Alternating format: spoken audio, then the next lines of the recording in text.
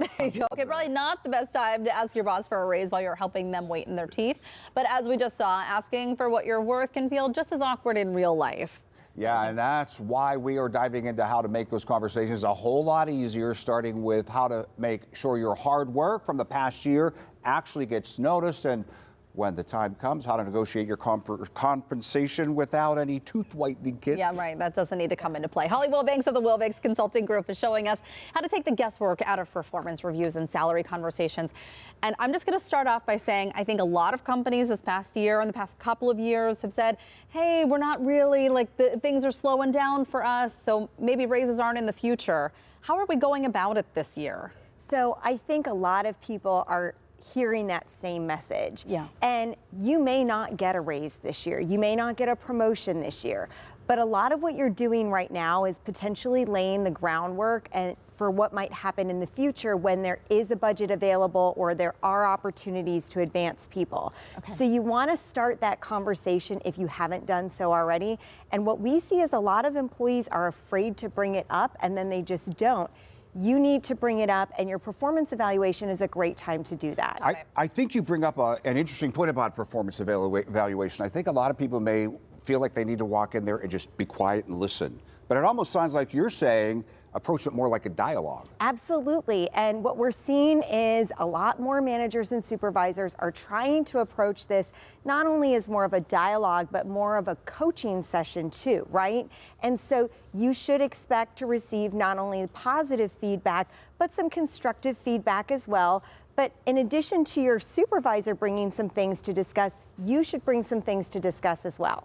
You know, I've had managers in the past who have said something about, being part of a team, and so there's no I in team, as we know.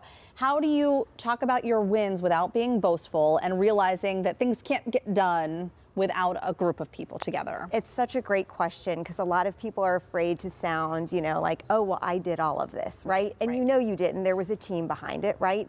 But if you use some neutral language and you focus on the facts, that can really help frame things for your supervisor in a way that shows the impact that you had without necessarily saying like, oh, but wasn't I great at this project that I made the team finish 3 weeks early, right? Right. And I think acknowledging the team aspect, particularly if there were one or two key players in that, I not only led this project to where we finished it 3 weeks earlier. I want to acknowledge Janine from accounting because accounting is the piece that would have kept it to the 3-week mark, and Janine really pushed this through with her team, so I want to acknowledge that as well. So bringing in other people, yeah. You bring up a really interesting point in terms of walking into these discussions, and it almost sounds like you're saying prepare ahead of time, because if you're with a large company and you have a supervisor, they may not know your every jot and tittle of what you do. So should you really put time into, as Heather said, not in a boastful way, but be prepared to share what you've done? Exactly. 2 to 3 key points is what we recommend that you prepare.